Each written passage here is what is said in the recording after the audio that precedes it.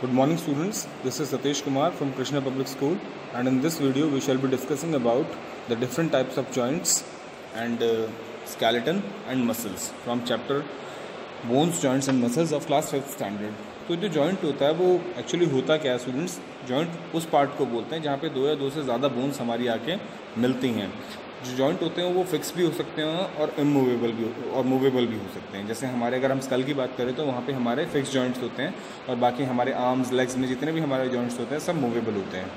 ठीक है, सो सबसे पहले जो हमारा टाइप आता है वो होता है ball and socket joint. Ball and socket joint में क्या होता है कि एक बॉल टाइप पार्ट होता है एक बोन का जो सॉकेट के अंदर फिट हो जाता है। जैसे हमारा शोल्डर जॉइंट होता है और हिप जॉइंट होता है, इन्हें हम बॉल एंड सॉकेट जॉइंट कहते हैं। और इस कंडीशन में हम क्या करते हैं, हमारे जो हैंड्स और लेग्स हैं वो सभी डायरेक्शन में क्या कर सकते हैं, मूव कर सकते हैं। ठीक है, 360 डिग्री डायमेंशन में, and it is due to the ball and socket joint. और हमारे शोल्डर और हिप में जैसे होता है तो शोल्डर में कैसे होता है, the ball of hand bone is fitted into the socket of the shoulder bone and that makes it move freely. जो हमारे हैंड बोन की जो बॉल होती है वो फिक्स होती है, शोल्डर में एक सॉकेट होता है उसमें, और इसी वजह से वो फ्रीली मूव कर पाती है। ठीक है, और जो हिप जॉइंट होता है उसमें क्या होता है, हमारे पास जो हमारी बॉल होती है वो फीमर के अंदर होती है। फीमर मतलब जो हमारा थाई वाला पोर्शन होता है उसके अंदर होती है, और वो फिटेड होती है सॉकेट में जो हमारे हिप के अंदर होता है, और उसकी हेल्प से वो क्या करते हैं, ईजिली मूव कर पाती है सभी पॉसिबल डायरेक्शंस में। ठीक है, तो इन्हें कहते हैं ball and socket joint. Ball मतलब जैसा आपको दिखाई दे रहा है फिगर में, एक बॉल टाइप स्ट्रक्चर है जो एक जगह पे जाके फिट हो रहा है, जहाँ पे वो फिट हो रहा है उसको सॉकेट कहते हैं। ठीक है, इसके बाद नेक्स्ट आते हैं हमारे पास हिंज जॉइंट। हिंज जॉइंट जो होते हैं वो हमारे नी और एल्बो में होते हैं, और इससे क्या होता है कि हमारे जो नी और एल्बो हैं सिर्फ एक डायरेक्शन में मूव कर सकते हैं। ठीक है, जैसे हमारा जो ये आर्म है आप इसको आगे की तरफ फोल्ड कर सकते हो फेस की तरफ, और पीछे की तरफ ले जा सकते हो, बट इसे एल्बो के पीछे की तरफ आप नहीं ले जा सकते। ठीक है, तो ये हमारे नीज़ और कहाँ पे होते हैं, हैंड्स में होते हैं।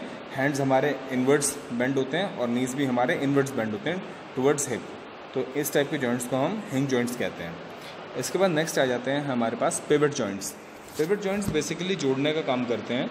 जैसे हमारे पास जैसे हमारा स्कल है, ठीक है, जो हमारा स्कल है वो ऊपर 360 डिग्री मूव कर सकता है, और जब हम नीचे वाले उसके पास आ जाते हैं, हमारे वर्टेब्रा बैकबोन की तरफ आते हैं, तो उसका फर्स्ट वर्टेब्रा जो होता है उसको एटलस बोलते हैं, एंड जो जॉइंट होता है उसको पिवट जॉइंट बोलते हैं, जहाँ से हमारा फर्स्ट वर्टेब्रा और हमारा स्कल जॉइंट होता है। ठीक है, और इसी की वजह से क्या होता है, हमारा हेड 360 डिग्री क्या कर सकता है, मूव कर सकता है। हम अगर रोटेट कराएं तो 360 डिग्री रोटेट कर सकता है, बट पीछे की डायरेक्शन में अगर हम पूरा इसको बोलें कि मतलब अगर रोटेशन हम चाहें तो वो in the air it rotates about 360 degree, but अगर हम इसको पीछे की तरफ लेके जाएं, ठीक है, मतलब अप एंड डाउन और साइडवेज हम देख सकते हैं, बट पीछे की तरफ हम इसको नहीं लेके जा सकते प्रॉपरली।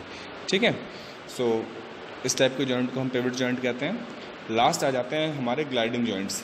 तो ग्लाइडिंग जॉइंट्स क्या करते हैं, बहुत स्मूथ और इजी मूवमेंट्स के लिए रिस्पॉन्सिबल होते हैं, एंड वी कैन टर्न और twist our ankle bend our back easily due to these joints. हम अपनी बैक को बेंड कर पाते हैं, अपने एंकल्स को और इनको क्या बोलते हैं, रिस्ट को इजीली टर्न और ट्विस्ट कर पाते हैं ड्यू टू ग्लाइडिंग जॉइंट्स। ये हमारे कहाँ पे होते हैं, एंकल में होते हैं, जहाँ से हमारा लेग और हमारा फीट जॉइंट होता है। हमारे रिस्ट में होते हैं, जहाँ से हमारा हैंड और हमारा ये दिस आर्म जॉइंट होते हैं। And the tissues of that joint muscles bone is known as tendon, और इन्हें हम टेंडन्स कहते हैं, जहाँ से जॉइंट होते हैं। And the tissue that join bone to bone is known as ligament, और जो बोन से बोन को जोड़ता है उसको लिगामेंट कहते हैं। ठीक है, ग्लाइडिंग जॉइंट्स के अंदर तो इस टाइप से मैंने क्लासीफाई करते हैं। और ग्लाइडिंग जॉइंट्स ही क्या कहते हैं, बहुत ही स्मूथ और इजी मूवमेंट्स प्रोवाइड करते हैं, इसलिए जो हमारी कलाई है उसको अप डाउन रोटेट हम कैसे भी कर सकते हैं just because of gliding joints. Okay, अब इसके बाद हमारे पास आ जाते हैं यूजेस ऑफ स्केलेटन, कि हमारी बॉडी के अंदर जो स्केलेटन है, जो ये बोन्स का फ्रेमवर्क है, इसका यूज़ क्या है बेसिकली। तो यूजेस के बारे में हमने पहले भी डिस्कशन किया था, अब यहाँ पे हम पॉइंट वाइज डिस्कस करने वाले हैं। तो जो स्केलेटन होता है वो हमें प्रोटेक्ट करता है हमारे डेलिकेट इंटरनल ऑर्गन्स, जो बिल्कुल सॉफ्ट इंटरनल ऑर्गन्स हैं, उनको बाहर से आने वाले मैकेनिकल शॉक से। अगर कोई बाहर से आने वाला मैकेनिकल शॉक है वो हमारी बॉडी में आके हमारे इंटरनल ऑर्गन्स को हार्म कर देगा, तो उनकी तरह एक तरह से सेफ गार्ड या शील्ड की तरह काम करता है हमारा स्केलेटन। ओके, उसके बाद जो हमारा बोन मैरो होता है, जो बड़ी बड़ी बोन्स होते हैं उनका, वो ब्लड सेल्स बनाने में हेल्प करता है। ठीक है, जो हमारी ब्लड की सेल्स होती हैं वो हमारे बोन मैरो की हेल्प से बनती हैं, जो लॉन्ग बोन्स के होते हैं। एंड स्केलेटन की वजह से ही हम चल पाते हैं, दौड़ पाते हैं, जंप कर पाते हैं, क्योंकि एक पूरा का पूरा एक टफ स्ट्रक्चर जो है हमारी बॉडी का वो स्केलेटन की वजह से ही बनता है। And it gives us support, strength and shape to our body. इसी से हमारी बॉडी को सपोर्ट मिलता है, स्ट्रेंथ मिलती है और एक पर्टिकुलर फिक्स शेप भी मिलती है। And it is a store house of calcium and phosphorus. जो हमारी बॉडी के अंदर जैसे मिनरल्स होते हैं कैल्शियम और फॉस्फोरस, वो स्केलेटन के अंदर ही क्या होते हैं, स्टोर होते हैं। अब स्केलेटन और इन जॉइंट्स के अलावा भी हमारी बॉडी के अंदर स्पेशल टाइप के टिश्यूज़ होते हैं जिन्हें हम कार्टिलेज कहते हैं। ये बोन्स की तरह हार्ड तो नहीं होते बट फिर भी हमारे ऑर्गन्स को सपोर्ट करते हैं, जैसे नोज़ और ईयर में हमारे बोन्स ना होकर के कार्टिलेज होते हैं। ओके, अब इसके बाद नेक्स्ट टॉपिक आ जाता है हमारे पास मसल्स। अब मसल्स क्या होते हैं, हमारी बॉडी का मेजर पोर्शन है मसल्स। ये हमारी बॉडी के अंदर 639 होती हैं टोटल अगर हम काउंट करते हैं। And some of them are attach to bones and some are not. कुछ बोन्स के साथ अटैच होते हैं और कुछ बोन्स के साथ अटैच नहीं होती हैं। तो जो बोन्स के साथ अटैच्ड होती हैं उन्हें स्केलेटन कहते हैं, और जो बोन्स के साथ और इन्हें हम कंट्रोल कर सकते हैं और इसीलिए इन्हें वॉलंटरी मसल्स भी कहा जाता है। स्केलेटल और वॉलंटरी मसल्स वो होती हैं जो आपकी बोन्स के साथ अटैच होती हैं, इन्हें हम कंट्रोल कर सकते हैं, इसीलिए इन्हें वॉलंटरी भी कहा जाता है। ठीक है, and the other are known as involuntary muscles. और बाकियों को इनवॉलंटरी क्यों कहा जाता है, क्योंकि उन्हें हम कंट्रोल नहीं कर सकते हैं, वो हमारे कंट्रोल से बाहर होते हैं। और जो इनवॉलंटरी मसल्स होते हैं ये हमारी दो टाइप की होती हैं, cardiac and smooth muscles. Cardiac muscles जो होती हैं ये सिर्फ हमारे हार्ट में पाई जाती हैं, क्योंकि हमारा जो हार्ट है वहाँ पर कंटिन्यूसली पंपिंग चलती रहती है ब्लड की, तो इनको बहुत ज़्यादा एनर्जी की रिक्वायरमेंट होती है और ये टायरलेसली अपना वर्क 24 घंटे करते रहते हैं। क्योंकि अगर ये कार्डियक मसल्स हमारी वीक होगी तो हमारा हार्ट जो है वो पंप करना बंद कर देगा और उसी की वजह से हमारी क्या होती है, डेथ होती है। आपने सुना होगा जो जिनको हार्ट अटैक वगैरह आता है उनको कार्डियक अरेस्ट बोलते हैं। कार्डियक अरेस्ट मतलब उनकी जो कार्डियक मसल्स होती हैं वो काम करना बंद कर देती हैं। ओके, उसके बाद बात करते हैं स्मूथ मसल्स के बारे में। ये जो स्मूथ मसल्स होती हैं ये हमारे डाइजेस्टिव सिस्टम के अंदर होती हैं, जैसे हमारा स्टमक हो गया, उसके बाद small intestine, large intestine, these are all muscular parts. Oesophagus हो गया, हमारा जो फूड पाइप होता है, तो ये सारे के सारे क्या होते हैं, स्मूथ मसल्स होते हैं। एंड ये भी हमारे कंट्रोल में नहीं होते हैं क्योंकि ये काम अपना खुद से करते हैं।